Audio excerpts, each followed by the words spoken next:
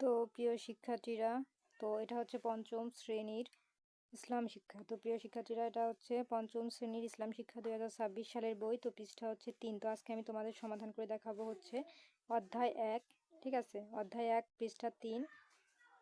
পৃষ্ঠা 3-এর এই বক্সটি, এখানে দেখো একটি বক্স আছে, আমরা এটি সমাধান করব। তারপর এখানে আরও একটি আছে, এটিও আমরা সমাধান করব। তারপর এখানে এটিও সমাধান করব। ঠিক আছে, তারপরে দেখো এখানে, তো আজকে আমরা সমাধান করব 1, 2, 3 আর 4 পৃষ্ঠা। ঠিক আছে, এই দেখো 3-এর 1 পৃষ্ঠা আর 4 নম্বরের এই পৃষ্ঠা। তো এই দুটি সমাধান করব। আর দেখি 5 পৃষ্ঠায় কি আছে। 5 পৃষ্ঠায় নেই, আর আছে 6। ঠিক আছে, এই যে 6 আছে। তো আমরা এই 6 পৃষ্ঠাও সমাধান করব। তো চলো আমরা উত্তরটি দেখে নিই।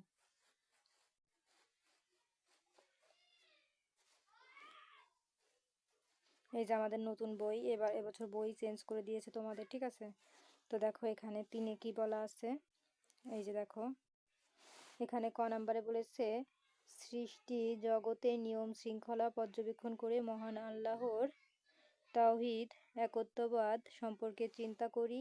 কোন কোন বিষয় দেখে বুঝতে পারি যে আল্লাহ এক ও অদ্বিতীয়, সেগুলো নিচের তালিকায় লিখি, কাজটি একাকী করি। ঠিক আছে, তো চলো আমরা উত্তরটি দেখে নিই। তো দেখো এই যে কোন কোন বিষয় দেখে আমরা বুঝতে পারি আল্লাহ এক ও অদ্বিতীয়। তো এই যে দেখো আমি নিচে দিয়ে দিয়েছি, তোমরা উত্তরটি দেখে নাও। সূর্য ও চন্দ্রের গতিপথ। সূর্য ও চন্দ্র প্রতিদিন নির্দিষ্ট নিয়মে উদিত হয় এবং অস্ত যায়, যা একজন দক্ষ নিয়ন্ত্রকের অস্তিত্ব প্রমাণ করে। 2, দিন ও রাতের পরিবর্তন সুশৃঙ্খলভাবে দিন ও রাতের আসা যাওয়া মহান আল্লাহর একত্ববাদের বড় নিদর্শন। তারপর দেখো 3-এ বলেছে, ঋতু পরিবর্তন। বছরের নির্দিষ্ট সময়ে ঋতুর পরিক্রমা এবং প্রকৃতির পরিবর্তন মহান আল্লাহর অসীম ক্ষমতার পরিচয় দেয়। তারপর দেখো 4-এ বলেছে, মানুষের সৃষ্টি ও বৈচিত্র্য। অগণতি মানুষের চেহারার ভিন্নতা থাকা সত্ত্বেও সবার শারীরিক গঠন ও জীবন প্রক্রিয়ার সামঞ্জস্য প্রমাণ করে যে স্রষ্টা একজনই। তারপরে গ্রহ নক্ষত্রের অবস্থান। বিশাল মহাকাশে কোটি কোটি গ্রহ ও নক্ষত্র একে অপরের সাথে সংঘর্ষ না ঘটিয়ে নিজ নিজ কক্ষপথে চলাফেরা করা আল্লাহর একক কর্তৃত্বের প্রমাণ। তো এই ছিল কিন্তু আমাদের সমাধান।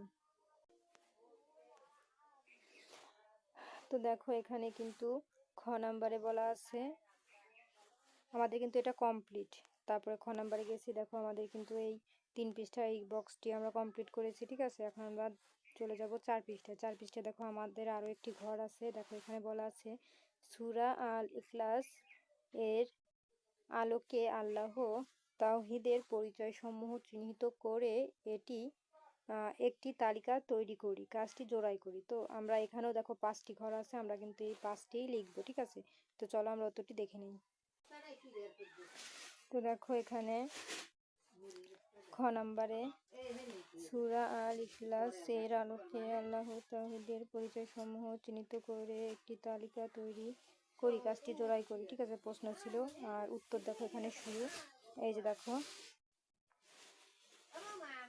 এই যে এই সূরার আলোকে আল্লাহ তাওহীদের পরিচয়গুলো নিচে দেওয়া হলো। ঠিক আছে, এই যে দেখো ওই বইতে কিন্তু আমাদের 5টি ছিল। ঠিক আছে, 5টি ঘর ছিল। এই যে দেখো আমরা 5টি ঘরেই উত্তরটি লিখব। তো আমরা 1 নম্বর ঘরে লিখব, 1 নম্বর ঘরে লিখব, আল্লাহ এক ও অদ্বিতীয়, তিনি সত্তা ও গুণাবলীতে একক, তার কোনো শরিক নেই। 2 নম্বর ঘরে আমরা লিখব, আল্লাহ অমুখাপেক্ষী, তিনি কারো ওপর নির্ভরশীল নন, বরং সব সৃষ্টি তার মুখাপেক্ষী।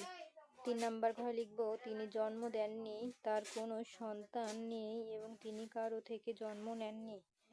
তারপরে দেখো এখানে 4 নম্বর ঘরে আমরা লিখব, তিনি কারো সন্তান নন, তার কোনো পিতামাতা নেই, তিনি অনাদি ও অনন্ত। তারপরে 5 নম্বর ঘরে লিখব, তার সমতুল্য কেউ নেই সৃষ্টি জগতের কোনো। তো এই ছিল সমাধান। তো দেখো আমাদের কিন্তু খ নাম্বার কমপ্লিট। তো এখন আমরা গ নাম্বার দেখব। তো আমি তোমাদের বলে দিই, তো তোমরা চাইলে উত্তরগুলো তোমরা নিজেরাও বের করতে পারো, জাস্ট গুগলে সার্চ দিলে উত্তরগুলো চলে আসে। আমি কিন্তু নিজেও গুগল থেকে উত্তরগুলো বের করে নিয়েছি, ঠিক আছে? কারণ আমি কেন, সবাই যারা এই ভিডিও তৈরি করে তারা প্রত্যেকে কিন্তু গুগল থেকে উত্তর বের করে নেয়, ঠিক আছে? কারণ গুগল থেকে উত্তর ছাড়া তো নিজেরা এরকমভাবে লেখা যায় না, উত্তর অনেক টাইম লাগে।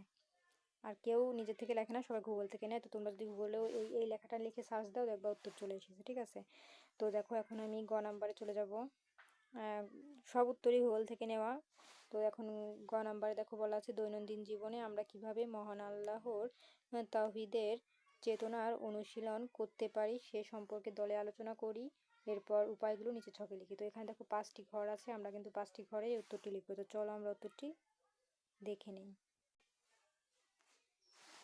দেখো গ নাম্বারে বলা আছে, দৈনন্দিন জীবনে আমরা কিভাবে মহান আল্লাহর তাওহীদের চেতনা অনুশীলন করতে পারি সে সম্পর্কে দলে আলোচনা করি। এরপর উপায়গুলো নিচে ছকে লিখি, ঠিক আছে?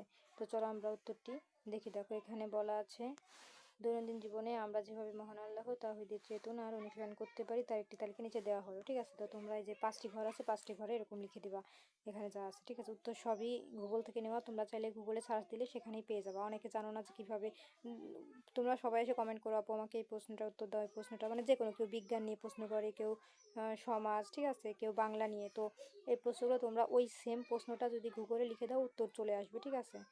তো দেখো এখানে সবই আমি কিন্তু গুগল থেকে নিয়েছি সার্চ দিয়ে, তো তোমরা এখান থেকে সার্চ দিয়ে নিয়ে নিও, ঠিক আছে? তো দেখো 1 নাম্বার ঘরে লিখবা, একমাত্র আল্লাহর ইবাদত সকল কাজে কেবলমাত্র মহান আল্লাহর সন্তুষ্টির জন্য তার ইবাদত ও উপাসনা করা। তারপরে দেখো 2 নাম্বার ঘরে তোমরা লিখবা, 2 নম্বর ঘরে লিখবা, আল্লাহর উপর ভরসা, যে কোনো বিপদে বা প্রয়োজনে অন্য কারো উপর নির্ভর না করে একমাত্র আল্লাহর উপর পূর্ণ ভরসা রাখা। এবং 3 নম্বর ঘরে লিখে দিবা, যে শিরক মুক্ত জীবন, ইবাদত বা আল্লাহর গুণাবলীর সাথে অন্য কাউকে অংশীদার না করা এবং সকল প্রকার কুসংস্কার থেকে দূরে থাকা। এবং 4 নম্বর ঘরে লিখবা, সততা বজায় রাখা, আল্লাহ সর্বদা আমাদের দেখছেন এই বিশ্বাস রেখে প্রতিটি কথা ও কাজের সততা ও সত্যবাদিতা বজায় রাখা। 5 নম্বরে লিখবা, ভ্রাতৃত্ব ও সম্প্রীতি, সকল মানুষ আল্লাহর সৃষ্টি, এই চেতনা নিয়ে সবার সাথে মিলেমিশে থাকা, একে অপরের সাহায্য করা। এই ছিল উত্তর। তো দেখো আমাদের কিন্তু গ নাম্বারও কমপ্লিট। তো এই 5টি ঘরে 5টি লিখে দিলেই হয়ে গেল। তো পরবর্তী পৃষ্ঠায় আমরা চলে যাব। এই যে পরবর্তী পৃষ্ঠা হচ্ছে আমাদের এই যে 6। তো 6 নম্বর পৃষ্ঠা আরও 2টি আছে। 1 নম্বরে বলা আছে, মানে 1 নম্বর বলতে ক নম্বর ছকের উপরে লেখা আছে যে শিরক সম্পর্কে আলোচনা করে শিরক হয় এমন কাজের তালিকা তৈরি করে গাছটি জোড়ায় লিখি।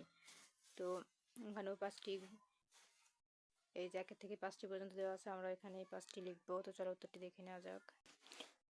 তো এটির উত্তর কিন্তু বইতেই দেওয়া আছে। দেখো শিরক সম্পর্কে আলোচনা করে, হ্যাঁ, মানে শিরক হয় এমন কাজের তালিকা তৈরি করি। তো এমন কাজ কি, শিরক হয় এমন কাজ কি, দেখো এখানে লেখা আছে উত্তর, শিরক হয়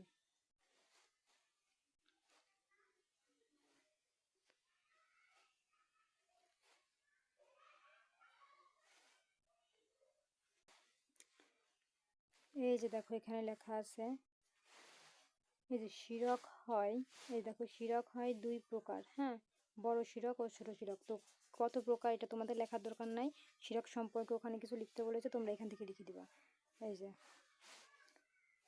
শিরক হলো এই যে প্রকাশ্য ও স্পষ্টভাবে মহান আল্লাহর সঙ্গে অন্য কারো উপাসনা করা, যেমন মূর্তি পূজা, মৃত ব্যক্তির কাছে কিছু চাওয়া, কুসংস্কার বা জাদুতে বিশ্বাস করা, ভাগ্য গণনা করা ও ভাগ্য গণনায় বিশ্বাস করা ইত্যাদি। ছোট শিরক হলো সূক্ষ্মভাবে মহান আল্লাহর সঙ্গে অন্য কাউকে অংশীদারি করা, যেমন রিয়া করা বা লোক দেখানো, ইবাদত করা, আল্লাহ ছাড়া অন্য কারো নামে শপথ করা ইত্যাদি, ঠিক আছে?